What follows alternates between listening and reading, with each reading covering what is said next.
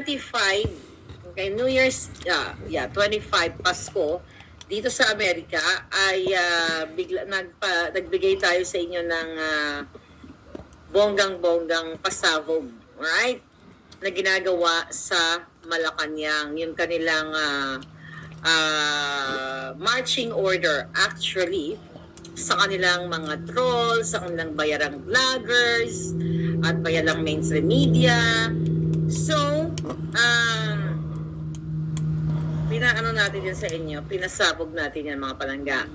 So, dahil nag-viral, almost more than 200,000 viewers, across social media, I think 300K sa akin lang, tapos maliban pa doon sa mga nagre-repost. So, talagang usap-usapan siya ng usap-usapan sa Forbes Park, okay? Usap-usapan sa inyong mga lugar all over the world. Itong in-expose natin sa inyo na ginagawa ngayon ng Malacanang na pinangungunahan yung ating mga information dito para hindi nga paniwalaan.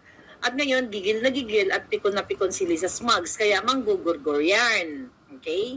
Manggugurgur yan, literal man o gurgurin ka sisibakin ka, gugurgurin ka sa trabaho mo, and everything, kung saan man. Ngayon, ayon sa ating puting ahas, di ba, nagkaroon ng selebrasyon ng New Year's Eve dyan sa Malacanang, which is wala nga si Senator Amy, at sinabi ko nga sa inyo, yan ay signales na wala naman talagang unit team dahil even si Senator Amy Marcos, kaaway talaga nila.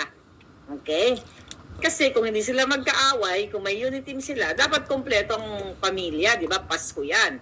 Pero again, dahil nga naiipit si Senator Amy sa Duterte at sa kanyang kapatid na Polboronic at ang kanyang asawa. Kaya, ang asawa ni Kuting na si Ahas, di ba?